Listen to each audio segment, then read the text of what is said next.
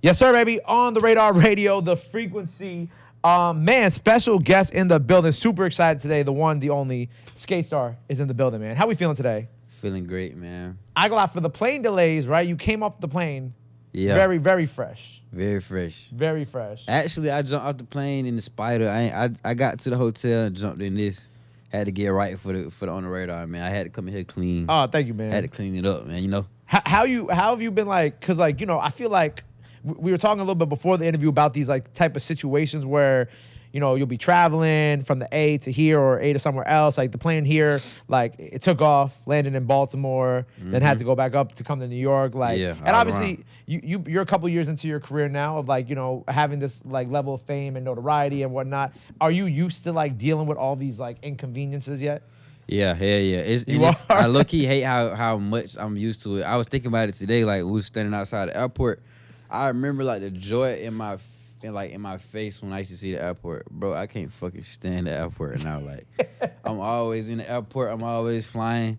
Luckily, I haven't like, knock on wood, somewhere. I haven't right next to you, right next to you. I haven't lost no luggage or anything yet. But like anything you could damn near experience, I didn't experience it now. But it's also like my manager be telling me, it's kind of like good problems because I could be anywhere else doing anything else right now. Absolutely. It's just my problems are my plane being delayed. It's nothing else. You know what I'm saying? Yeah, I feel like the airport thing, like you either hate the airport like after, well, there's a couple reasons why you could hate the airport after a while. One is like the shit that you deal with, where it's like the delays or whatever, losing your bags. Yeah. Or like you hit that one, you get on that one plane and the turbulence is so bad that you like, I'm never getting on a plane again. Never get on a plane again. Yeah, what? I hate that. I hate long plane. And recently I've been doing like my first like real like Europe runs, overseas runs. So I'm on like 12, 10-hour flights now.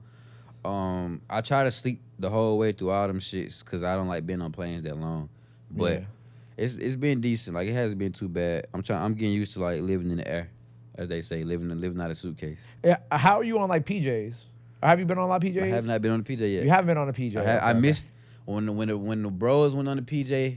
I was in where the fuck was I? Was I in Europe? I was in Europe when YSL went on the PJ. And all those videos and shit, right? Man, I was so goddamn mad I ain't get on the PJ, but my day coming. I haven't been on the PJ yet. It's funny because like everybody like I've never been on a PJ either, but it's funny like the homies like when they go on their first PJ, like whether it's like for brand events or whatever, they always like I think I remember Speedy went on his first one, and I think it was around the time that me and Speedy had like our Amazon show, and he was like, "Yo, bro, that was like the worst like experience ever." Really? Because like not like it wasn't bad, but it's like you gotta realize the plane's so small, and like you're used to flying on like commercial airplanes, and it's just like it's kind of like I don't know how to explain it. It's like on big commercial airplanes, you kind of feel safe. Oh, I can see that. You know what I'm saying? I can say though, with the PJ I was gonna be on, it was a big ass PJ, so that might have been different. But I get what you're saying too. Like the regular, like I found out now because I'm getting a little money, but not that much money. Like it's tiers to the goddamn to the private jets, right? Yeah, so it's like the PJ he probably was on was like it wasn't like what the other one. It's so many tiers to that shit, bro. Real money, like it's crazy. But they tell me like when you land, right? What I've been heard is like whatever, regardless, like unless it's like like Air Drake, right? If it's just like the whatever size the PJ is, is like that you feel everything when you land. You know what I'm saying? Like, and that's like I think like the thing I'm most nervous for when I eventually get on one is like that feeling. I don't know if I like that because I already don't even like land. Like I hate pilots that do the rough landings and shit. Well, I know they can't help it, but so if you can feel everything when you got down, hell no. But other than that, how you been? Everything been good? Yeah, I've been chilling, just working. Getting ready to drop this EP next week. Yep. I'm getting ready to go on tour with Lucki. I think next week too, or the next 2 weeks. So I'm just gearing up for the rest of my 2026 and pushing my album that I dropped early this year as well. Fine, man. Well, we gonna get to all that, like but this being like your first time sitting down with me and me getting to know you a little bit, and also the people who you got a couple interviews out there talking about your early childhood, but I'm gonna bring it back around a little bit just to kind of even go a little bit deeper, like you and I were talking about. Pause at the beginning of this interview. Like I want to know, like, so what was young Skate like? Like who were you growing up? It's so crazy because I had so many different eras, bro. Like, I had like, because if you know me now, I'm like super reserved and like I talk, but it's not like a lot. Like I really don't talk to a lot of people. But it took a lot for me to even get here because my first like, I was class clown some years. Like I still like to play a lot, but then it changed to like, I don't know. I thought I was just too cool for school type shit. Like then it turned to I just cared about girls too much. Like I don't know. Young Skate was just really like I was like very experimental as a child. If that makes sense. Like if you see me like every couple years in school, like I was just doing and trying so much shit. I think that's how I got to be how I am now. Like it's just so weird. I was into a lot of different things, and I tried a lot of different things early on, just so I know what I like, what I don't like. And I think like I really like met a lot of people that was kind of like key to what I got going on now throughout my childhood, just trying a lot of shit. So I'm grateful for just like not being scared when I was a kid. I was just like a very like experimental kid. So you just kind of lived a bunch of different lives at this point. For sure. A bunch of different lives. Is there any like one moment of like your childhood? You know, you talk about like the era where you were the class clown, the era where you was only focused on girls. Is there like a favorite moment in that childhood, like a favorite era of yours that people might not know about? Yeah, I think my favorite era might have been like my like fake skater era, like like blog era, like this like prime, I guess, when I started figuring out what clothes I like. And it's crazy. Most niggas won't believe this shit, bro. I started getting into clothes as early as like 5th grade, 4th grade, because it's like a trickle effect of how I got into everything. So I lived with my grandma in elementary school for a couple years. My mom had moved back. I think my grandma was living in Alabama that year. So I went with my grandma because my mom wanted to move. She moved back to Georgia to like get like her shit together type shit. So I think I told my mom like I ain't want to stay with my grandma no more. So like it was like after like 2 years, I moved back with my mom. But it was like with my cousins. So in my cousin's neighborhood, it was these kids that was like a little older than me, and they were just showing me shit, like a bunch of shit that I didn't know about. We'd be outside skating, playing basketball and shit, and they showed me Tyler the Creator, Yonkers. This shit came out 2011, so I was like 9 years old. Okay. That's when I was like, damn, this shit kind of crazy. Then he showed me like, you know the Earl sweatshirt video, Earl, when they was like all like on drugs, like fake on drugs, like OD and shit. He showed me that. I'm like, fuck, this shit cool as fuck. And so I just started going down the rabbit hole. Like, I probably like a week later, I'm full blown like Odd Future, goddamn Wolfgang, Kill 'Em All. Like I'm skateboarding, I'm trying to get Supreme. We can't even get no Supreme. We can't buy no Supreme, but like. I love that era of me, and that shit. I'm so happy that like that side of me went all the way to high school up until adult. Like I feel like that's my favorite part of my life, because I think that's like when I had my awakening. Like I always knew I was different as a child, but it felt great when I found a community of other people that was like, you know what I'm saying, black also and different, and just like it showed me that lane was there, and it made it even better when people like Cardi and all them started coming out, because they was right where I'm from, you know what I'm saying, like my area, and they was like all just like different from like regular shit. So I always respected like the my goats that were like black, you know what I'm saying, because they put on for like black kids, you feel me? We didn't really have that space growing up, so I'm glad that we have that now. But that was my favorite era. Cause I think it's also like, you know, how like, you know, there's a lot of like young black like rock artists that were in the early 2000s. Yeah, but like obviously, you know, a lot of the culture that kind of gets pushed by mainstream is like white culture, you know, especially in skateboarding. But like if you go to like even kind of where I'm from out here, like there was a lot of like black and Spanish kids who were skateboarding. If you go to Cali, a lot of black and Spanish kids who skateboard, but like obviously, you know, a lot of the things you see are mostly kind of like white facing creators. But then occasionally, you know, you get like your popular black skateboarder, and that's why I love the ice cream team with Pharrell. Ice cream. Yeah, that's why I love when I first saw that DVD as a child too, because I was like, damn, I didn't even know like they damn near mix rap culture with skate culture. Shit was fire. Like that shit opened my eyes to a lot of shit. Like I'm glad I got to see that at an early age, because even where I'm from outside of Atlanta, where it's even smaller. So a lot of the kids there, even now we growing up, they still don't know what's outside of there. You get what I'm saying? I'm glad I got to like see online, like, damn, the world really is way bigger than what I know and what my family and my friends know. Right. So I kind of always do that. And like also like, well, what part of outside of Atlanta are you from? I'm from Macon, Georgia. It's like an hour away. Right. And I seen you talk about how like it wasn't like the nicest area growing up, at all. right? But obviously, you know, you are very much like, you know, the people talk about products of environments, but obviously you grew up and you became very different than I'm sure a lot of people like you just mentioned that you grew up around. What were kind of like, you know, I saw you say crime was bad and everything. What was your main way of like staying away from like living that life and staying out the streets and kind of like not going down the same route that a lot of people that you knew went down? I mean, we all, it's like, it's damn like you can't not get in trouble. You know, you gotta hit your head a few times. So I think that's experience is the best teacher, I feel like. So I hit my head a few times, obviously. Like, it just got down, you just either gonna do it or you not. You know, I seen the path pretty early, like, okay, you keep getting in trouble and shit. Or you can goddamn, you know what I'm saying, try to dibble and dabble in this shit. Even when it came to this shit, you know what I'm saying, how we got money and how we did what we had to do. At the beginning of this shit, it was still like, you know, like it's a lot of things we did that wasn't legal. But it's just like I always had the plan with my shit. It's a lot of niggas that just crash out. I ain't just like trying to crash out. My plan always was like, how can I get money out of this shit? How can I look the coolest? How can I get girls? You know what I'm saying? You can't get girls in jail. You feel me? Facts. Can't get no girls in jail, man.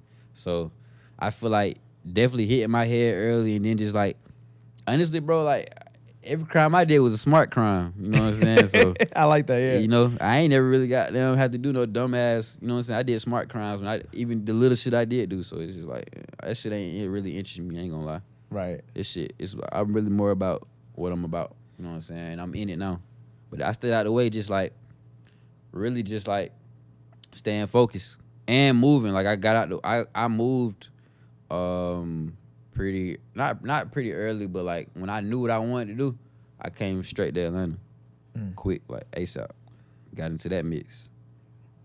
Yeah, with that mix, I know you said that there was like points in time where you feel like people in the A weren't really like fuck with you like that. Yeah, because if you've got them no niggas from Atlanta, they big on like being from Atlanta or like, of course, or like like just they circles and shit. So Atlanta niggas tell me all the time, like it ain't easy for like a making nigga to just get in how I got in, but I feel like I'm just so like I'm undeniable. I was gonna get in regardless, and I kind of like understood like I ain't just no country bunking ass nigga. Like I'm a player. Like, I understand. I understood how to like get in these rooms and like get people to understand. All I needed was people to like my music. I could, you know what I'm saying? Once you like my music, I don't really gotta say much else because the music gonna speak for itself. So I just knew like how to do just enough for like, all right, play your music, bro, and I play my music.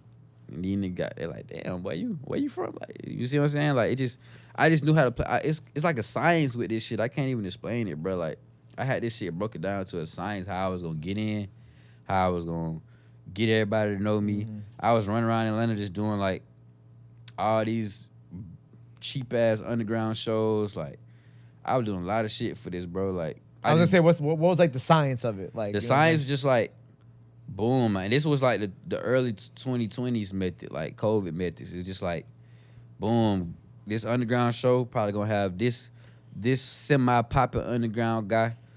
You know what I'm saying? You already look cool. Go in here, go work one. You already know this group of people right here. Be with them because they gonna get you over here.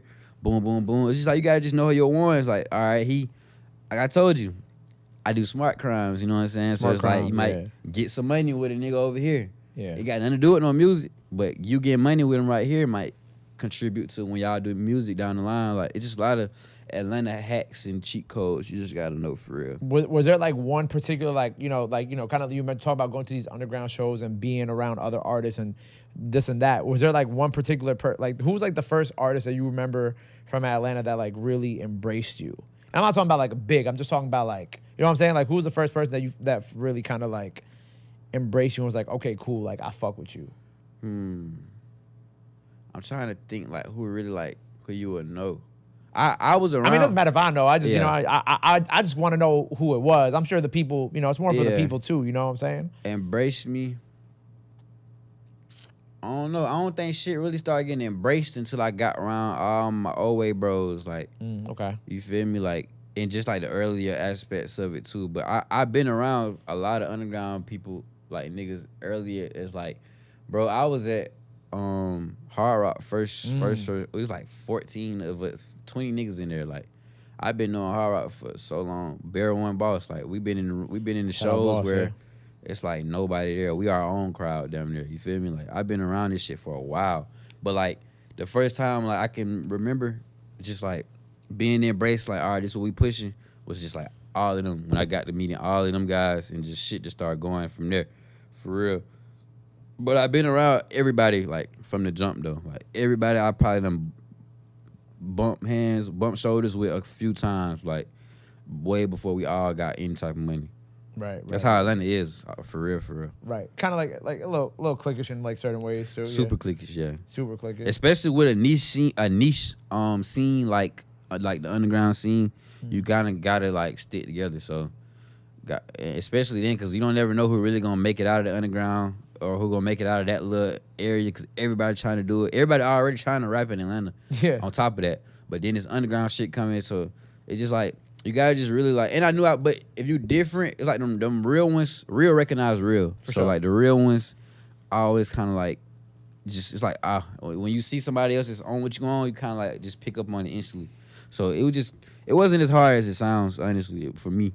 Right. But it just like I said, it was a real science to it. You gotta just stick to that science. I also feel like underground ain't that underground no more too. Like I remember who did I saw posted. I think I saw the shout out Jake from UGS. He like got posted like 'cause, you know like Zave did the Airbnb shit. Yeah. And he's like, at what point is the underground not underground anymore? Yeah. We doing Airbnb, which is fire by the way. The Airbnb Fire. is fire, but like Super fire. At like what point is like do we start being like, well, underground's not really underground no more? I think I saw Carson just say underground is more like a community or like. It's not really like it's niggas doing like 4 to 5K cap rooms and shit. Yeah. You know what I'm saying? You're not underground. It's that's what he said. It's major artists that can't even do 2K cap rooms and shit. You feel me? So like Facts. It's underground. I think it's just more of like some people try to treat it like a genre. It's not a genre, bro. It was like it's like a level. It used to be just a level, but now it's like it's becoming to more like a niche, like I don't know, community, but. The underground I knew, like when I was a kid, what underground was, like Fat Man Key, 21 Savage down there was, you know what I'm saying? Like it was like a level though, like, and it was, I don't know, it's definitely completely different than what it was, but I like it because it is becoming more of a mainstream thing. I am trying to like move into more of a mainstream space, but I always love like what's considered underground. I grew up on this shit, and I got all my success through this shit, if I'm being honest. Yeah, right. Even Ken, you talk about Ken. Ken got the WWE collab right now, exactly. Right? Which is that's like the most like furthest thing from what the word underground is. It's amazing. You know what I'm saying? It's but Ken Carson hasn't been underground. I don't know how long. Yeah, like, in a while. I can't be like I ain't gonna lie, and that's one. I don't even know how many. I don't know if I ever said this, but that's one of my like good friends too. He give me a lot of advice. Like really? Yeah. When I pull up on him. And I just see like how his shit is and like what he got going on and what he tell me is like, and he far from mainstream, man. He doing major artist shit, you know. Yeah. I was about to say, what is that relationship like? Because you know, like you did mention it. Like, is he kind of just like I want to say I don't know. I don't think mentor is like kind of the right word, but like is he kind of like as someone who has reached the levels of success that he has, but you guys are within similar age ranges? How has he kind of like, I guess, helped you navigate through certain moments of like your career? He does help though, cause I ain't gonna lie, he really be telling me, even with shit where I kind of like, I might not even go too deep into the topic. I might just like say like some shit. I feel like, I don't know, I might feel like try about something or I don't like something. He like, man, you can't even stress about this twin because you used to be broke and now you getting money. Now you getting this. Like you damn near. I'm telling you from my point of view, you making it. Like people see you like, you know what I'm saying. He just. Like he does definitely help like uplift and let you understand like when you in a good position and just about certain situations I might ask him about just like deals or just like goddamn how you went about I'm going to my first big tour, how you went about it, how you do the tour and how you go about this, like just certain little things like just putting together an album. Or I think I definitely asked him a lot about the road because I know the opium guys, they definitely beat the road up, you know what I'm saying? So Facts. I definitely think I asked a lot about just like how to maneuver on the road and shit. But he definitely dropped some gems on you and like give you some game for sure. Shout out Ken. Shout out Ken, Ken, real man. nigga. Overly yeah, real I nigga. go out the WWE collab is special. Whenever an artist does that shit, I'm like, I don't know how y'all did. Like when because he's joining up with the likes of like Bad Bunny or like Travis. Like not a lot of people get WWE collabs. They don't. So for him to get that is But incredible. he really does have a big fan base. And Yeah, for sure. one thing I appreciate about Ken and that I'm trying to do my own is his branding is really good. Like, yeah, he's opium, but Ken Carson also has like a really good branding. Like he got his logos, he got a really good, always has great merch, always has great rollouts. Like he has a great brand. And that's something I feel like just as any artist should strive for, because you gotta be like a reflection of what you got going on. Your brand has to be a reflection of you. And I feel like you gotta paint that picture like very nice. Like you gotta make sure the world knows like what you got them pushing. You feel me? That's brand is everything. I think that's like everything with an artist. Like they gotta know your brand. Yeah. What you put and what you push. And I think like even his ability to step in where for YoungBoy at Rolling Loud and kind of seeing that what that show ended up turning out like for him and watching his stage presence and all that. Cause it's like, Cardi is like kind of like the main focus of that weekend. And obviously Ken is, like you said, his own thing, but he's opium. Yeah. So it's kind of like, okay, like you're going to have another opium artist be the headliner. Yeah. How's that going to work if we already kind of got that the night before with Cardi? And I think that he did a really good job of like going on that stage and being like, and showing people like, yeah, I'm opium, I'm under Cardi, da da da da da, but like I'm my own shit. But I'm Ken Carson, you know what I'm saying? Exactly. Yeah, And it's not easy to do that. Especially when you're under somebody. So I respect that. Shout out him. Yeah, no, that's real. But kind of going into like, we were talking about like underground and like even kind of like your Odd Future upbringing and something that, and shout out Arshawn, because I saw you had spoke about this with Arshawn on KTO. You spoke about a lot about your love for Odd Future and like kind of boom bap rap. Specifically Pro Era as well too. Beast Coast. Huh? I know about the Beast Coast. Oh, Beast Coast, you know what I'm saying? Flatbush, all that shit. Flatbush Zombies, you know what I'm saying? Shout out my boy Juice. But like for that, how? Because, that's kind of definitely a generation before you, or at least a couple years before you really, started coming around. I was a kid. You were a kid, right? Yeah. So like, for one, I was like, oh, the older heads watching these interviews are gonna love that, right? Because like, I think that they assume that a lot of people who are within that underground or OWay space, like, don't care about that type of rap, right? But for you, what was like, you kind of talked about Odd Future, but like in terms of Beast Coast and Flatbush Zombies and Pro Era and like boom bap rap, what was kind of like your upbringing there? Like, did you put yourself onto it? Did like the older people around you put you on? Yeah. Like, how did that kind of come around for you? Okay, so at first, I'm gonna say about ØWay. ØWay is probably the only group of young niggas that actually do like really, really, really appreciate hip hop. Like all of us have random weird stories about parents or whoever. Like everybody there really appreciates hip hop. But I think my story started from, it goes back as far as like one of my aunties, right? She I used to watch old like 90s shows with her. It was like Martin, all type of shit. But my favorite old 90s sitcom is Family Matters. I don't know why. I used to love that fucking show. So she burned like the whole series on CDs for me. Like shout out my auntie Sk8star. She got the whole series for me. And I was just watching Family Matters and shit. I just maybe shit from there. I remember this one song. You know who Tracy Spencer is? Yep, of course. How the song?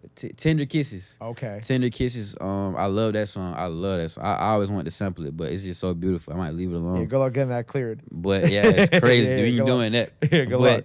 I think it started there, and then I just started, and I loved. Maybe when I got to middle school, I had like my 90s era. Like my mom would tell you, I just wanted to. I was like watching. I loved Tupac. I had a high top fade. Briefly, I was trying to buy like vintage like sweaters and shit, like how they wore in the sports teams. You said like when you were in high school? No, I was in middle school. It's like I told you, I got into clothes early, but we couldn't afford a lot. So like, I think me getting into like 90s culture was great because it was cheap. You can go to a Goodwill or something to find like an old like sweater or some shit. Like a starter jacket, yep. For yeah, so I really loved that. And my mom would just tell me about like songs I would ask her about. So I don't know. I think I kind of put myself on, but it came from just like the shit I was just seeing around. And I started just deep diving on the internet. So I was into like MF Doom, but even deeper than that, I found out about the group MF Doom was in, KMD. It's a song called What a Nigga Know. Like I was deep into that shit, bro. Like I was watching all the movies. Like I don't know, I think I really put myself on to that. But then I got into the Odd Future, and I saw Oldie, and I was fucking with when the whole group was freestyling and shit. I think it was called OD. Yeah, I was just fucking with their bars and shit. I liked the rap style, and I started finding out about Joey Badass, Haji Beats, goddamn Left Brain, all them niggas, bro. Like, I think I just really liked the culture, cause like I said, down here is like Atlanta culture. So I was like, damn, this shit kind of cool. They don't sound nothing like this, and I just thought it was cool. Like, but most people I know my age went through that same like phase. Yeah. Cause you even like if you see Cardi older, like first few songs, he was on some like currency shit. You feel me? So I think that was like what underground was, and it just transformed into like your Uzis and you know what I'm saying. But before that, it was like your currencies, you got them, all that shit. Like, you know what I'm saying. Even like ASAP, all them like that was like a variation of like just a bunch of shit I was into around that time. Everybody was into, honestly, and like it was hand in hand with the fashion. It's like you just wanted to be in the know. That's what was going on. Like that was the future. Yeah. So I was just tapped in early. I was watching all the Peter Rosenberg interviews, the Sway interviews. Like I'm trying to figure out the whole thing at that time period. So I think I just put myself on just being like an internet kid at some point. Yeah, I feel like that's right. And it's funny that you mentioned even like Sway and Peter Rosenberg, because I feel like again like the kind of like the stigma. Well, it's not a stigma. I wouldn't say it's a stigma. I say it's just like the assumption that like that generation. I'm not even just saying that specifically, but that generation has on like you guys, and even if they don't know you, is like their assumption would be like, oh, you guys don't know. Yeah, nothing about nothing. About nothing. You know what I'm saying? Like they're just like, that's true. I mean, it's the same thing that they said about Uzi. Exactly. You remember? Like, when he he wouldn't be here in 10 years or some shit. Yeah. And obviously Uzi is Uzi today. Big as hell. But I think that's. Would you ever be able to even like? I'm not saying you would do this now, because obviously your music style is your music style now. Yeah. But like, is there even like a boom bap record out there from like your childhood that you had made maybe somewhere? Nah, No? I think everything that I ever tried from that era was before I even understood or could afford a recording setup. Okay. So it's like written somewhere. Oh, actually, it might be in my mom's phone somewhere. I like recorded on some stupid ass software back then, or it's somewhere in my mom's phone. But like, I definitely got a couple freestyles and shit somewhere stashed away. But nothing like recorded on a track though. But I think one day, who knows? Maybe I might try it. Yeah. But I feel like I think the older I get now is like, I don't know. Like I feel like it's ways you put that into like the newer sounds. Like I'm very, very big on Slime and Pluto, obviously, but like I feel like they know how to like they're actually very, very, very lyrical if you know what they're talking about. Very lyrical. And like Rick Ross to me, he like, I feel like I do a lot of swag rapping, but I feel like Rick Ross is one of the like kings of swag rap, because like he can really describe to you this rich nigga life he living, but he breaking it down piece by piece by piece by piece. And it's not like just gibberish. He's not just saying nothing. He's saying a whole lot, like a whole lot. And I feel like I think that's what the more the way I'm going. Even like Lil Wayne and shit like that. Like it's ways you can be like very lyrical, but like also very stylish with it. That's why I think that's why I really, really love Future, because like he's super lyrical, but it's like he's also super duper duper like swaggy with it. You feel me? Yeah, and I think, you know what, like even like down the line in the future, like I do see like a lot of those blog era guys can like, I just think that they haven't had the opportunity to get on the type of music that y'all make now. You know, but I think like a lot of the guys from Flatbush Zombie can keep up. Yeah, especially like Zombie Juice. You know, or I think like Ferg. I mean, even if you listen to like the Sight tape that like Ferg and Denzel made, like a lot of those things can like also kind of like correlate to some of the music that you guys make in terms of production value. Yeah. And I think that like it just takes like that one person to like make the worlds collide. Exactly, make the worlds collide. Even right now, bro. Like I just saw Quavo and Teaser song. It's like beautiful to see, and like even the songs I got with Thug, it's like you can hear the worlds combining, bro. It's so fire, and I love that the OGs are like even in that thinking space of doing that, because I feel like that's needed for rap right now. I feel like rap is in a place where it was a lot of years of the biggest rappers having egos, and rap already isn't the biggest genre. It's actually one of the smaller ones. So I feel like togetherness is like important when it comes to hip hop, bro. So I'm glad that like ØWay is like the rebirth, I feel like, of that era of hip hop, and it's like making the OGs like want to tap in and goddamn want to get in with us, and you know what I'm saying? It's just beautiful to see, cause like this is like the hip hop I grew up on. So I'm glad that like I really do feel like we are like a part of history, because we down there changing the wave again, like we changing the tide. Right, because like ØWay to me is like Raider Clan, ASAP Mob, Exactly. you know, Flatbush, Pro Era. Mhm. It's just like another hip hop clique of people that is like, you know, it's 2026. Yeah, and I think it's like I saw T's tweet the other day, like we the new ØWay YSL, the I'm new so YMCMB. glad you said that, because that's actually something I wrote down. So yeah, so go ahead. And I'm a big. I forgot to say that I was a big Young Money, Cash Money fan. Like when Young Money, when Birdman gave Young Thug, or not Young Thug, Lil Wayne his label, and he started signing like Lil Twist, Lil Chucky, all them. Like, bro, I was literally like yay high, but like I thought that shit was so cool. So like, and I feel like we doing it again with Slime, just like on a bigger level though. Like, but I do feel like it's kind of in that realm, because I do think we're the, even and Slime tells us this shit all the time. I think ØWay is, I think we the next 10 years of rap, bro. For real. Like I think we are gonna be the new mainstream. We're gonna be the new faces of hip hop, trap music, whatever you want to call it. It's always Atlanta.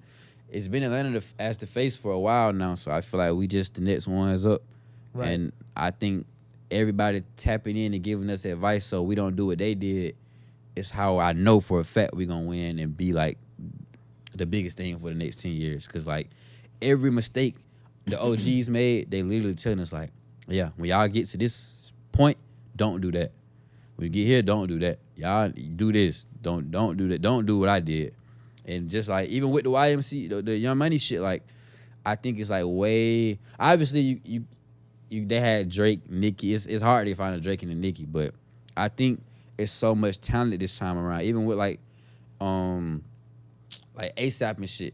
It was a lot of niggas you knew in ASAP, but it was only a couple that really like, you know what I'm saying, went off. I think with ØWay it's gonna be a few of us that really like, a lot of us that really take it like superstar level. Yeah, I agree with what Teaser tweeted. Like, I think like it's not like, and I think, you know, people online will take it like, oh, they trying to say that like, you know, maybe Teaser's trying to say he Drake or Wayne or whatever. But like, I think it's more just in the line of what we're talking about, where it's like rap cliques. You know what I'm saying? Yeah. And they were the biggest. It was the biggest. They was the biggest rap clique, you know, like one of the biggest rap cliques in hip hop history. So like, I feel like it makes sense to want to compare yourself or say, oh, we're gonna do what they did, and you know, we'll do it our way. And at like, that time they had this shit on lock. I feel like right now we got this shit on lock. Yeah. Like, that's just what's going on. Like, he ain't say nothing wrong, because that's what's bigger than ØWay right now. Right.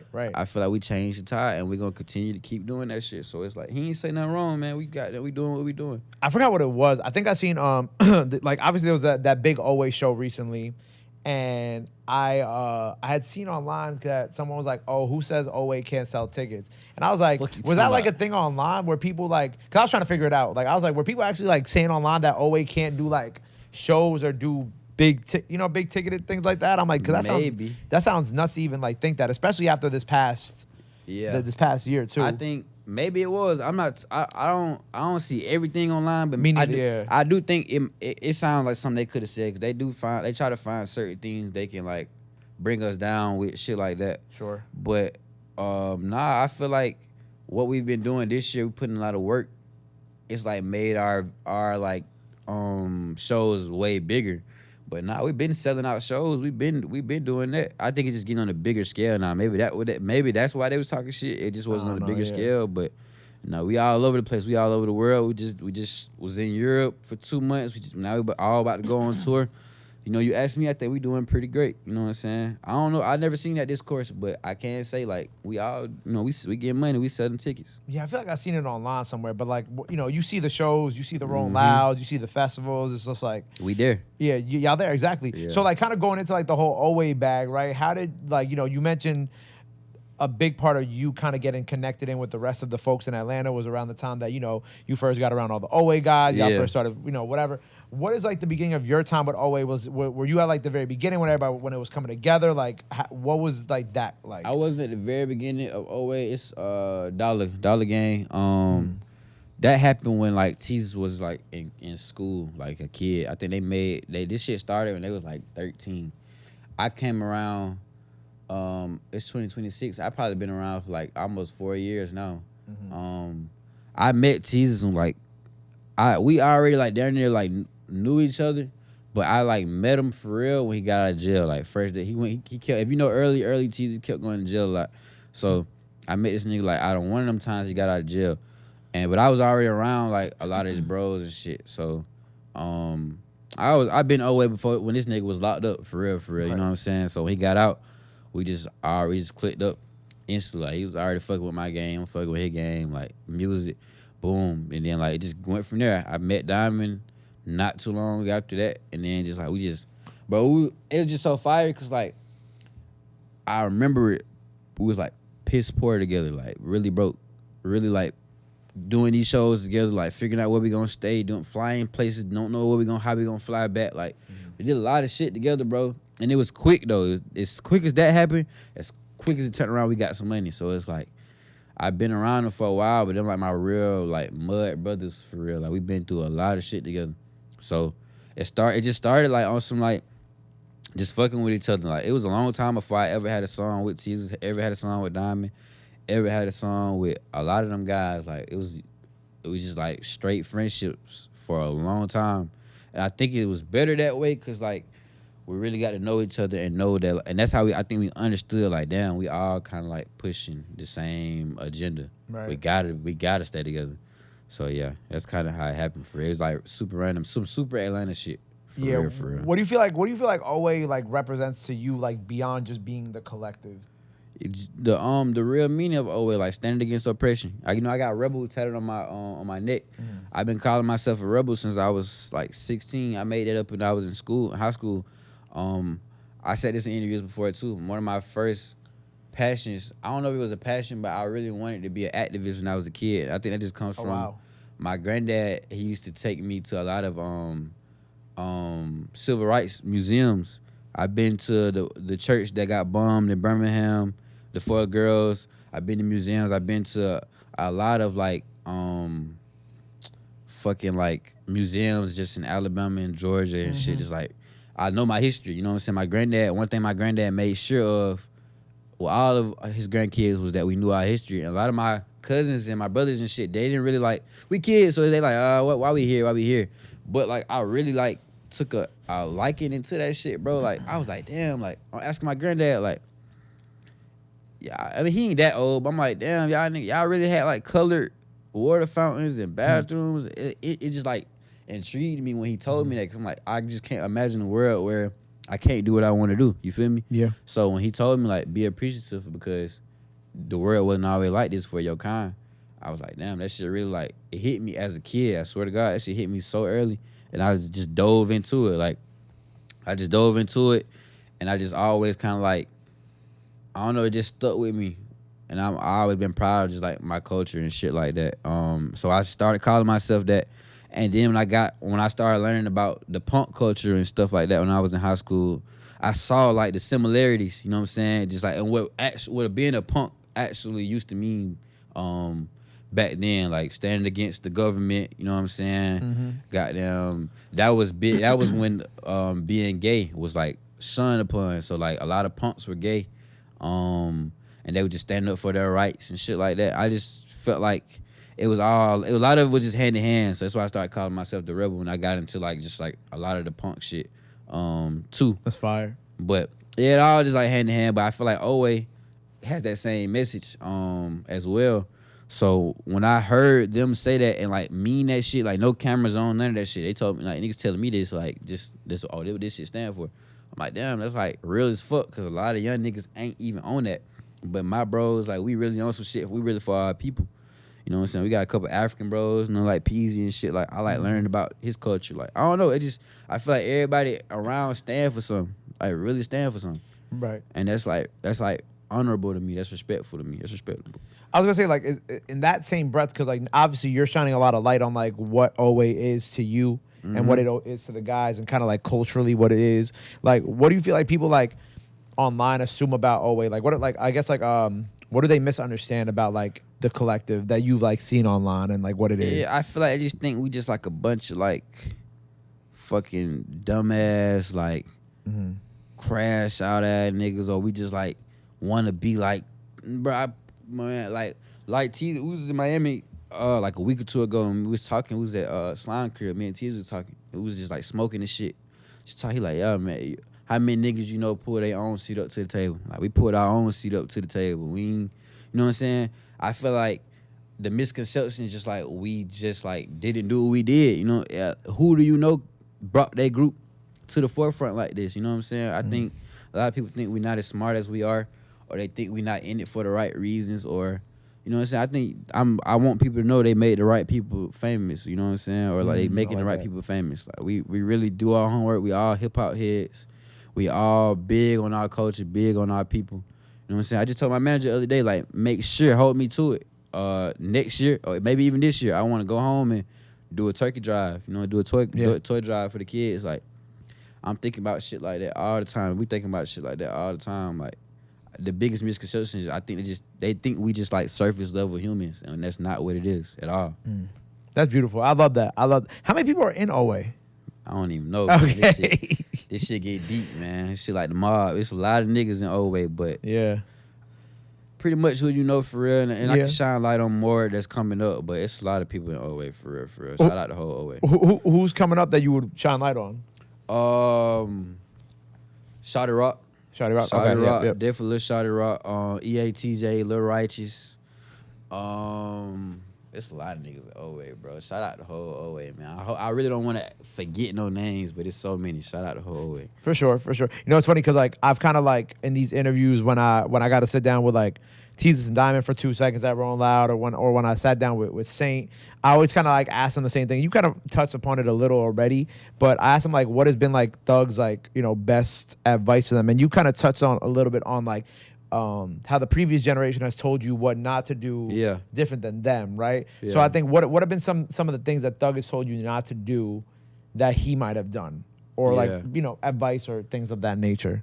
He told us so much shit, cause you know Slime really just like Thug go on rants like of just talking, but he be like dropping gems the whole time he talking though, so you gotta just pick the gems up. But I remember cause I just left his crib like I want to say a week and a half ago, was working on Slime Language. But the first night we got there, it was like late as fuck. But he was just talking to us. We probably got there like 2 in the morning. We talked all the way to like 6, 7 in the morning. And I remember one thing he was just telling us was like, he was like, man, whatever these niggas saying about y'all online, or they talking about y'all, like, don't even feed into that shit. Don't even worry about nothing negative. Don't even speak on it, cause like, when you speak on it, it just like turn into like, they like, don't even speak on it. Y'all positive, you getting money, everybody got their eyes on y'all. Like, he just told us like, stay together, like stay honorable, stay respectful. Like, we winning. He like, what can you be mad about truly? Like, if you really look at your life right now, what can you be mad about? Don't let no nigga trick you off the streets, shit like that. You know what I'm saying? Like, just like real OG shit. Like, don't let no nigga just talking and trick you off the streets. You get money. Like, what the hell you gonna let a nigga just saying shit get you in jail for or fuck up your career? Just real nigga shit for real, and so much more shit. But like, that stuck with me. That's like the most recent thing that stuck with me. Just like, y'all stay happy. Like, we y'all so happy right now. Y'all so joyful. Just stay happy. And then like, he also keep the hunger in us, cause I told him some shit like, I told him like, yeah, we in our rookie year. So he like, but no, the hell y'all ain't. I was like, why you say that? He was like, y'all more so like in y'all, you know how when you're in college you do your one and done, go to the draft? Yeah. So he was like, y'all either in y'all freshman year or like in y'all last year in school, and y'all about to go to the draft. Cause he was like, rookies got like millions and millions and millions of dollars, and they got to figure out how to deal with it. It's like y'all got to get to like that point where y'all the hottest commodity, and y'all are, but like on the higher levels. So he was like, he feel like we about to really step into our rookie year like next year. Basically like when the whole world got their eyes on you, and you got to do it again, that's your rookie year. So he just also keep us humble too, like with just knowing like it's way more to go. Right. So, and so I'm assuming all that unreleased Thug that you got with him, not the EP, but probably the album. Probably the album. Okay. I ain't gonna lie, it's a lot of shit that's going on Slime Language, and then whatever don't go on Slime Language. Okay, so the most likely be some you and Thug on Slime Language. Hell yeah. Okay. Hell yeah. And I probably guarantee it's gonna be some me and the Slime on Slime Language 3. Yeah, we got some crazy shit. And it's so funny because, bro, it's like, if anybody know me, you know it's like my real deal favorite rapper. Like, if I ever had to say I had like somebody I looked up to, it's Thug. So like when I rap with Thug, I still be like a fan, you know what I'm saying, or like a kid. I'd be dead ass like when I watch him record. I'd be like taking notes. I ask him shit because it'd be so crazy to me to see him like record like that. And he had to tell me one day like, I got like 10, 15 years of this experience. Like it's I can't really tell you how to catch up to me. You gotta live life. You know what I'm saying? Like you gotta. He just be telling me real shit. But I do love like watching him record, making music with him and shit. He critique music, tell me what he feel like my best bag is, what I'm good at, you know, and shit like that. So definitely expect some me and Thug music on the way. We got a few of them. We got a lot of bangers. Hell yeah. It's fire. I think, it's crazy too, because I was like watching your first On the Radar earlier today, and it's even like, and that came out in March of 2025, and it's even so crazy. Like, do you look at moments like that too? Because like even like your swag is different from that last year. You could tell you got some more money now. Yeah. You feel me? Yeah. But like, do you even like look at moments like that, and you kind of like, do you ever have those like self-reflective moments now in the midst of all the chaos of like, wow, like this is really my life a year ago, but this like now I'm doing this. This. I try to live in the moment as much as possible. Sometimes I do overlook a lot of my like milestones, but like that was one of them that I look back on because I remember verbatim like not having that much money when I came and did that, where I was staying at, how I was even getting to that hotel, like right. And I'm like, damn, a lot really can change in a year, bro. Like, and people, it sounds cliche and people don't believe that sometimes, but a lot can really change in a year. Yeah. So yeah, I definitely try, cause sometimes I think I move too fast. I start like not feel like I don't feel human enough, or I don't feel it. Like sometimes you just gotta like, you gotta bask in the moment for real. I'm getting better at it. I don't know if I'm doing it all the way correct at the moment, but I think I am getting better at just like sitting down and just like, damn, like you weren't able to do this before. Like be grateful and be happy about it. Just smile about this today, even if your day bad. Like just be happy that it's not the situation that it was a year ago. I'm not as good. I'm getting better with it because I am like. It's hard for me to really like look at it that way sometimes, but I'm getting better at goddamn, like just like enjoying the moment I'm in for sure. Right? Do you feel like, and that kind of leads into my next thing? Do you feel like with the whole rollout of Designer Junkie and that whole moment for you, do you feel like you got to enjoy that properly? Yeah and no. Yes, because like it was a long time coming, and I'm glad I finally got it out, and I'm glad I also had like a great single run going into that album. I feel like I had the whole underground eyes on me when I dropped it. But no, in the sense of, I feel like I could have pushed it more. I could have did more videos for it, and that just come down to me just like overthinking a lot of things. I think I overthought a lot of things on that album just because I really wanted that to really do what, and it did do what I needed it to do for me. But I just like, I was just like psyching myself out for that album, bro. Like, I think that might have been a time where I should have like enjoyed this shit a lot more than I did. I think I was like overthinking it, overanalyzing a lot around that time. But I really, really, really appreciate that era, and I'm really happy and proud of that album. But what do you feel like you were overanalyzing? Just like how I dropped 20 tracks. I don't feel like I probably could have deducted that just a little bit. Like I was trying to prove a big point to everybody around that time. I might have overanalyzed just like what version of skate they wanted, and I don't even give a fuck honestly, because I'm always push what I want to push to the world. But I think I was just thinking about a lot of things that didn't matter around that time. For real. Looking back on it, I was having a lot of fun, but I was just trying to like be too calculated. You feel me?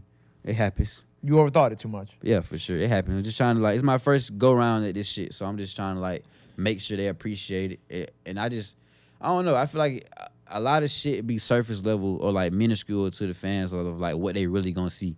This type of what you think the fans gonna see and hear, they don't hear that shit or see it. You feel me? So it's like it opened my mind up to a lot of shit. Right. I know you said the name Designer Junkie came from a bar that one of the boys used. Who? And it was funny because when I was watching your interview, you didn't say who was. It was Dior. It was Dior. Dior said it in the song. Okay. Dior said it in the song. I can't remember when. It had to be like 2 or 3 years ago. But I tweeted the shit right after that. And then they helped me. And I lost that Twitter and some more shit. I got a whole new Twitter. And then, but the few fans I had around that time, I think like one or two blogs, like Sam and Days, maybe some shit like that. Overlooked too. Shout out Overlooked. They was like keeping it alive. Like, Sk8star got to drop Designer Junkie. But that whole time, I just felt like, man, I don't have what it takes to put together an album how I would. So I I just didn't drop that shit for like 2-3 years because I move how I want to move, and it wasn't how I wanted it to be at that time. So Right. it just the fans and the blogs pushed it for me. I think over the years, and as I got bigger and got more fans, the new fans would go back and like obviously go do their research and see what they missed out on. And okay, they were like, oh, what is Design Junkie? That's what we pushing. Where at? And it just went like that. But I got it from Dior though. Fire. Mm-hmm. Do you feel, with hyping up an album for 2 to 3 years, right? Do you feel like, because that's a lot to live up to in your mind and in their mind. Mm-hmm. Do you feel like it lived up to that in your mind and in their mind, the album? Yeah. Okay. Because I feel like I'm still gaining a lot of people respect these days, but I do think that album, like O3 Greedo just told me like, Yeah. Shout out Greedo. Of course, yeah, shout out Greedo. He just told him like, you in your bag. Like I know you a hit maker just off of that album. You know what I'm saying? Like I feel like that show. Even if cause I know some people say like, oh, and it's probably the kids when they get a little older, they'll understand it more. They say like it's boring or generic, but if you really listen, I'm talking about a whole lot. Yeah. And even Slime just was talking about that in Miami. Like he was telling me it's probably some songs that I didn't understand when I was a little younger, but he was like, I bet you understand them now, and I could point them out to him like. I didn't get this when I was 14. When I turned 17, 18, I went through a couple breakups, this and that. I overly understood this song. So I feel like a few kids might go back. And even now, I see them saying it. When they go back to Design Junkie, you live a little bit of life, you really understand what I was trying to accomplish with that. Because I could have went, like, based off my singles, like Too Sexy and Shawty Rock and shit like that. But I wanted people to see like my bag, and that my bag really get deep, and I know how to talk. I know how to make a real structured song. I just wanted to show people that like I have that ability, and I do understand how that could like throw people like off a little bit because that might not have been what you was expecting from me. But like I've always said, I feel like I'm a real deal like musician. Like I was never gonna shy away from that. So I feel like if I didn't puff my chest out and do that on Designer Junkie, I was being like a fraud to myself because I know the type of music I listen to and what I like and what I want to be remembered as an artist. So like, it was a leap of faith. I could say it could have went very left, but it didn't. You know, I'm on tour with Lucki right now because of it. Right. You know what I'm saying? Right. I did a lot of other great things because of that album. I think a lot of my success comes strictly off of that album. So that shit, I did the right thing in my eyes. How do you know? You already kind of talked about how Richie, the DM and Richie becoming a part of the executive producer on the project. Also, of course, like No Saint, being a big part of the project. How do you feel like on this album, Richie and or No Saint, it could be both. Yeah. How do you feel like they pushed you to kind of like get out of your bag, or maybe try to like push you to do something that maybe you didn't want to do, but then it paid off at the end? Okay, I'm gonna start with No Saint first. Me and No Saint go back years, like years and years and years.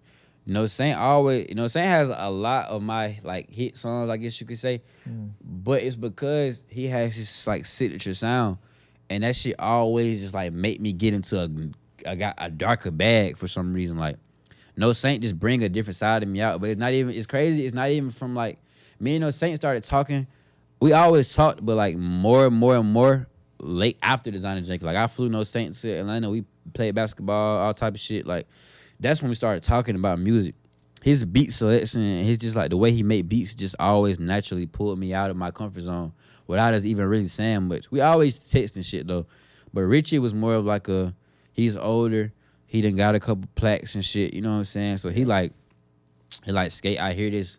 You got mainstream appeal, you got like superstar appeal, but you don't know what that is yet. And so he kind of like walked me into like, but he also told me I'm also like very musically inclined to the point where I directed him in a few ways on this album too. I was very hands-on with this album, with all my beats. But I can't say Richie is like, he gave like that OG ear and just told him like, trust me, like you gonna want to do this just so people know you can do it, and they'll just get you in other bags and shit like that. It was just more like conversations and our homework, just showing me a bunch of songs, and we'd deep dive into older music and just sit back and talk about what I really want to sound like and shit, and a lot of practice too. So that's all it was for real. Just them just being themselves, honestly. Them two guys who just really like have their own swag. I love that. And so like you said, like this album obviously led you into like the success that you have right now, including touring with Lucki, right? So like what is the relationship between like you and Lucki, and then how did he ask you to be on the tour? Like how did that end up happening? I remember one day I was actually in New York. I was at dinner with my label, and somebody just tapped me. They was like, look at Lucki's story," and he was just on Instagram playing No Ops. Well, he posted No Ops, like the screenshot of the video. He just kept playing it. And he started playing more music, and then like I got a couple buddies that be around Lucki, and they was like, "Yeah, you know Lucki, I always playing your shit too." For real? That's fire. Yeah. I'm like, what? Why the fuck nobody told me this? So I DM'd them. I'm like. And then I was hearing rumors that I might be considered for the tour, yada yada yada. And then they just told me like, yeah, you going on the road with them. So I texted him. I'm like, they told me I'm going on tour with you, twin. Thank you. And he sent me like 2 voice messages. He was like, I want you to know, I go on tour with nobody. Like the tour already sold out, but I see something in you, and I feel like you can perform. So I just really want you to be there. Like I asked for you. He's like, I want you to know like this wasn't no label put together shit. Like I personally asked for you. So that's just how it started. It wasn't even no like prior real conversations before that. He just fucked with the campaign and told them folks he wanted Sk8star on his tour. But after that, we talked a little more, and then we had a one-off show in London. Was it in June or July? I can't remember, but was it July? July, the beginning of July. We had a one-off in London, and I met him. We chopped it up a little bit and shit. He just a genuine guy, bro, and he understands that you need that helping hand, help get you into that next level. And I just overly appreciate him for even putting me in this position, because I know this tour gonna do a lot for me. You know what I'm saying? He didn't have to do it. Like he said, it was already sold out.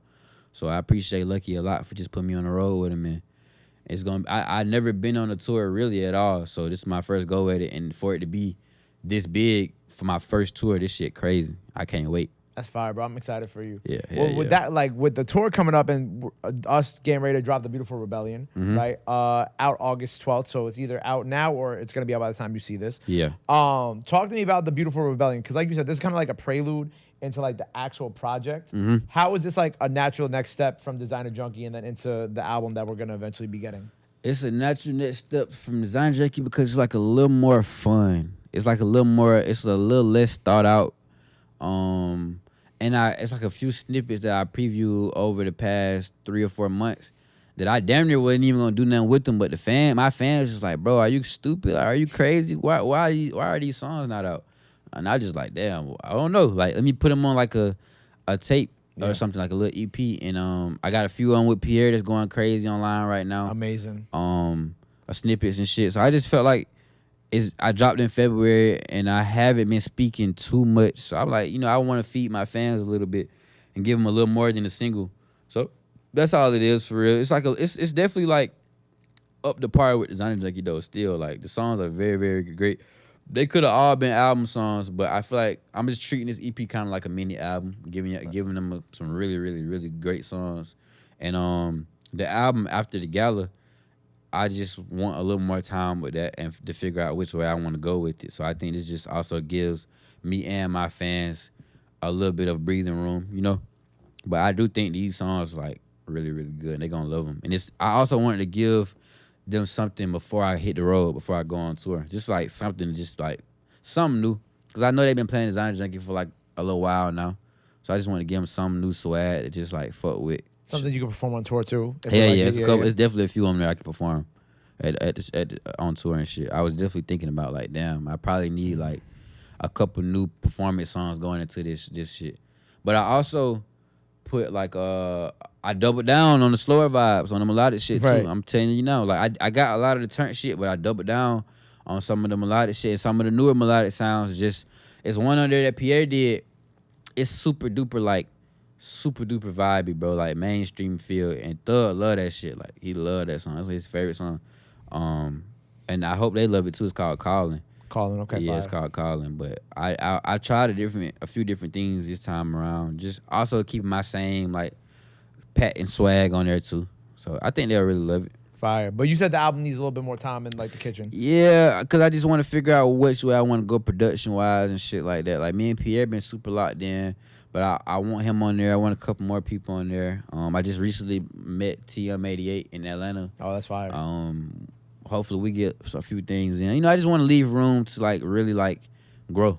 You know what I'm saying? And just show my growth. And I'm on the road, obviously, so I'm busy as fuck right now. So I want to work on the album and shit. Just like, give myself some breathing room to really like feed my fans the right way. And I feel like Designer Jacket is gonna be so appreciated over the next few years. I just don't want to rush the next album. You know what I'm saying? Yeah, I feel that. But you recently also got to walk in your first runway. Yeah. In Paris, right? Yes, I know sir. fashion is like a big thing for you. You were talking about like when you were 10, you were buying clothes and whatnot. When it comes to like fashion, right? First of all, what was like your first Paris Fashion Week like? Be able to like walk in that runway. Bro, it was crazy. I got emotional. Like I don't even get that emotional at my performances. But I got emotional. It might have been like the music. Even the brand, shout out Basil 1199. We came up together. Like we've been friends since they started the brand, since I damn near started rapping. So I've been pushing the brand, and they've been pushing the music, and we just both leveled up. And so that was one thing I was emotional about. But it was surreal for real. Like just pulling up, getting the makeup done, the hair done, getting fitted. It just that's like a dream of mine. I didn't know if I ever would get to live that dream so early, but it was very, very, very, very fun. It was very cool, and I got to do it with a few of my brothers as well. So that shit was crazy, bro. I was about to say, like, what would you say is like your fashion sense right now? Like, obviously, it kind of gives like rock star, but like, yeah. What do you kind of like? What brands are you kind of like into, and what are you kind of like looking for when you go shopping now? Yeah, I'm like right now these days I'm like feeling very European, or like some days I'm feeling Italian. It just depends on my Gucci swag. But I'm like, we fucking up the Gucci right now. Like if it's anything I could say that I'm a hype beast on, it's the new Dem the Gucci. Okay. I'm loving these are Dior right here. These are Dior from like 07. I love Dior. These Dior jeans. Balmain. The Carne, I love Balmain. This is Saint Laurent from like 2014. I'm just like into like a lot of that European swag, a lot of that Haiti-ish adjacent type swag. I'm into a lot of different like clothing, I guess you could say. Like I got like memes of me and shit, of me like peacoats and shit. Like I just be trying shit, bro. I don't know. Like I like to try to be diverse with it, and like I've been like in the gym this year trying to do more of that just so I can fit the clothes even better. That's fine. You know what I'm saying? So I definitely try to do my homework on my clothes and just like be deep into that bag as well, just because it's a lot of opportunity in that world too. So you know, I definitely do my homework, and I indulge in a lot of fashion. I spend a lot of money on clothes. I can imagine. Spend a lot of money on clothes, bro. I'll show you some pieces that I got today too, because I had to go shopping for my brother. But I'll show you that after. But the one thing I want to ask you is like, what's like a fashion trend that like we got to get rid of? Overly like I'm not a fan of the bedazzled shit that's going on right now. That's not cool, bro. That's not cool. I don't like. What else I don't like? I don't like a few things, bro. But it's not. I'm not even a hater to the like. If you like it, you like it. You feel me? I'm not even gonna say too many things because I don't want nobody to think I'm just like I hate my manager clothes. I hate if you. Yeah. Go on at Lil Woe Instagram. I hate all of them fits, bro. Like, oh my god. But the bedazzle shit is like what gotta go though. That's just the biggest one. I thought people was kind of capping because like over the past couple years, I've had like some like minorly bedazzled shirts, but people were talking about like these crazy bedazzled jeans. Yeah, no, the minor shit is like I got a couple like bro, this like I like sequins. Slightly. Yeah, but like, I like sequins, so it's like a little different. No, but like I thought people was capping about like the crazy bedazzled jeans. Niggas. Yo, I went outside, I seen one of them. I said, hold on. They tripping, bro. Like I was like, that's crazy. You don't want to wear that. Like you don't want to wear that, bro. I hated that era when niggas was wearing bulletproof vests outside. Oh like, my god, I don't know what the fuck that was about. Like. It's a few bad trends that happen every year, you know, every few years, you know what I'm saying? But it just comes with the territory. Everybody got that bad era, you know, you just got to learn from it and move on. But for the most part, I don't even want to say too many trends are bad because at the end of the day, if you like it, wear it, bro. You know what I'm saying? I don't want to get in your way. Right. I ain't nobody. Well, before we get out of here, the last thing I want to do is I want you to pull out your phone, right? I want you to open up your letterbox, right? And yeah. I want to hear like, what was like the last movie you went on Letterboxd and reviewed? Oh, I can tell you that. I went and reviewed Obsession because okay. Yeah, they had put it on Peacock like a week or two ago, and I made a Peacock account so I can watch Obsession. And what did you think about Obsession? I liked it. It was pretty cool. Okay. It was they were saying it was like one of the top scary movies in the last 10 years. I don't know about all that. Like it wasn't that scary, but it was like it was like eerie. Like it was definitely like it definitely like make the hairs on the back of your neck stand up and shit like that. It was a great movie. I liked it, and it was cool. I just went and saw Spider-Man yesterday. Okay. Yesterday. I didn't do my review yet, but it's on the way. My Okay. review is on Okay. the Well, way. if you did your letterbox, because it'll be up by the time people see this. I also saw Spider-Man last Friday. Okay. If you did your letterbox review right now, what would it be? On Spider-Man, Yeah. I would give it a 4 out of 5. Okay. Maybe I give it a 5. I'm not gonna lie, I enjoyed myself. I thought it was gonna be a little more like action, but I A like little more action. It was a mad action in that movie. Nah, it was a lot of action. I ain't gonna lie. I actually don't have no complaints about that movie. I like the storyline. I think Tom Holland. I seen some people saying that Tom Holland might be the best Spider-Man after this one. I might agree. He's definitely up there. Mm-hmm. I think he did a great job this movie. Yeah, I really have no complaints. I like the storyline. I like the plot. I love the action scenes. Zendaya was good in that shit too. Yep, great. I like the Hulk being in there and shit. Spoiler if you ain't seen it, my bad. It was on all the posters, bro. It's Okay, fine. you Yeah, should know, it's you on should all know, the you should posters. know. It's fine. Yeah, I fuck with it. It was a good Spider-Man. It was a good movie. It was a good movie. I want to go see the Odyssey next. I just rewatched Percy Jackson a few days ago. I heard it's like based off of Percy Jackson, like that world type shit. Now, the Odyssey is based off of just like Greek mythology. in Oh, general. okay. Yeah, That's yeah, why. yeah. It's probably why somebody said that because Percy Jackson is Greek mythology. They fake kind of like did some points of the Odyssey in Percy Jackson. I think like with like the Cyclops and shit. But Yeah. the Odyssey is like one of like the oldest stories. Oh yeah, it is. It is. And like that's like written in human history, something like that. Yeah. I'm not too up to on game with the Odyssey, but I want to get into it. And I like Christopher Nolan. Like he's a good director, so I wanna watch the Odyssey and see what that's about. But I got a couple reviews. I got a couple updated reviews I got to put on my letterbox. You know, I take that very serious. My bullet review, my movie reviews, man. You know, this because you know, movies is where I draw a lot of inspiration, bro. Like, one of my earlier mixtapes called Rebel in the Room is inspired by a Greg Arike film called Nowhere. And Greg Arike was a big LGBTQ director. He like a lot of his films were like pushing like the agenda for that. Because in the 80s, you know, it was a lot of people that wasn't really big on the LGBTQ. Yeah. So he got a few movies just like really. He got all the actors. I think they were like a lot of the storylines were like kind of like queerish type things. But the cover I took was like from this blue room that they had in one of the movies, and it's just like a lot of, some of the weirdest movies you find some of the best inspiration. Long story short, my favorite movie is Trainspotting. So if you know about that movie, it's fucking weird as fuck. So I was gonna say, like, what type of film junkie are you? I'm really into a lot of different things, bro. I don't know, like, what's that movie I just watched? It's a Shia LaBeouf movie. It's about his neighbor being a serial killer. Disturbia. Yeah, Disturbia. Like, bro, I don't know. Like, it's just a lot of things. It kind of all the same genre, but like I like go all over the place. Like some days I'm really into scary shit. Some days I'm into like, I don't know, like white boy shit. Some days I'm into like the old black movies. Like, I don't know. It just I'm really a movie head. I like to watch a lot of movies and shows when I can. I'm on the road a lot, so I binge watch a lot of shows and shit. And movies just to like make the time go by. But I also find that movies are kind of like a time machine. You know, we'll never get that time back. It'll never look like the that 19. again. Yeah, never look like that again. So I like to watch them just like pull from it or like learn from it because you won't see it again. You know, so I'm like a film junkie for almost every genre. I'm not like too much into like the gory shit. Like it's levels to scary I go, but other than that, I damn near watch anything.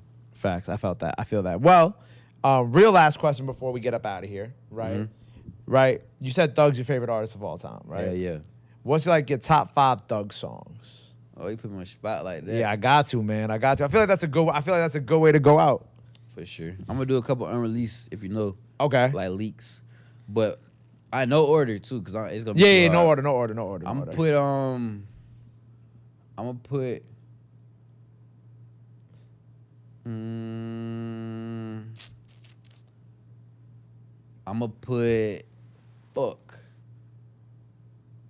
Hercules in there. Okay. It's one. I'm gonna put it's his one unreleased song he got called "To Me" / Everybody. Okay. Super crazy. 2. I love Just How It Is. It's a good one. King Troop. Okay. One more. I shouldn't even say King Troop. It's so many more, bro. I know it's hard to do 5, but yeah. I'll say one of the more intimate ones, like some shit off Slime Season 3, like Hey I. Or Worth It or something like that. Like I tell him all the time, like that's a bag that like a lot of niggas can't get into. That's a beautiful bag. Beautiful Thugger Girls, just everything. Yeah, facts. Jeffrey, everything. Like he just got so many bags. Wyclef Jean as a Wyclef Jean, bro. Like I wanted to say that. It's just so many of them. And TM produced that. Oh, TM did produce that. Yeah. No, I feel like you did a solid like 5, 6 right there. It is hard. It is hard. That's why I had to ask. You know what I'm saying? Him and Pluto. It's a lot, that bag get deep with them. Like it's a lot of gems. Yeah, for sure.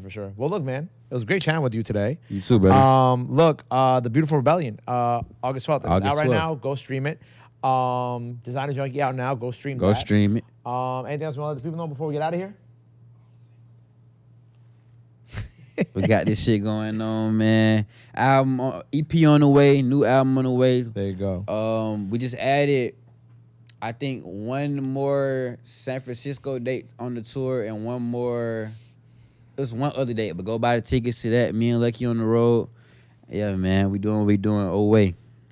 There you go, man. Well, look, Sk8star on the radar, The Frequency. Go check out everything that's out now. Go check out the new EP. Till next time, love is free, support is free. But y'all already knew that. On the radar, Frequency, we out. Boom. Let's do it.